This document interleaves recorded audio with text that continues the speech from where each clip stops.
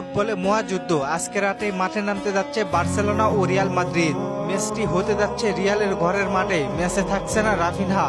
ছাদ বন্ধ করে বার্সেলোনাকে ভরে দিতে চায় রিয়াল মাদ্রিদ। গত বছরের অক্টোবরে বার্সেলোনা মুখোমুখি হয়েছিল রিয়ালের বিপক্ষে। সেই ম্যাচে বার্সেলোনা রিয়াল মাদ্রিদকে 4-0 গোল দেয়।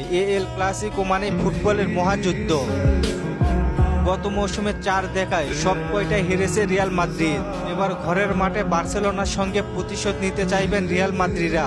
আর মজার ব্যাপার কি জানেন, কাকতালীয়ভাবে গত মৌসুমে এল ক্লাসিকোর মতোই চলতি মৌসুমেও ম্যাচটি অনুষ্ঠিত হতে যাচ্ছে 1 তারিখে আবার নিজের ঘরের মাঠে। বর্তমান সময়ে রিয়াল মাদ্রিদ দারুণ ছন্দে আছে। শুধু অ্যাটলেটিকো মাদ্রিদের কাছে 5-2 গোলের বড় ব্যবধানে হার আর ছাড়া সব প্রতিযোগিতা ম্যাচে 12 ম্যাচে 11টি জয় রিয়াল মাদ্রিদের। রিয়াল মাদ্রিদ ছন্দে থাকলেও বার্সেলোনা কখনোই চাইবে না ম্যাচ হারতে।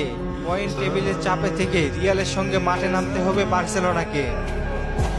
আর আপনারা সকলেই জেনে গিয়েছেন রাফিনহা ইনজুরি দীর্ঘ হয়েছেন, প্রায় আবারও 1 মাস মাঠের বাইরে থাকতে হবে তাকে। এছাড়া জিরোনার বিপক্ষের ম্যাচে রেফারির প্রতি ক্ষোভ ঝেড়ে 2 হলুদ কার্ড দেখায়।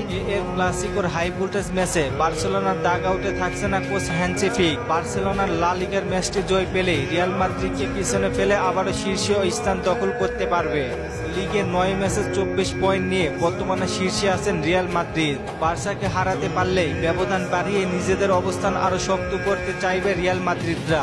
আপনার কি মনে হয় এল ক্লাসিকো ম্যাচে কারা জয় পেতে পারে জানিয়ে দিন কমেন্ট করে। আর চলেন আপনাদের কমেন্টগুলো দেখে আসি।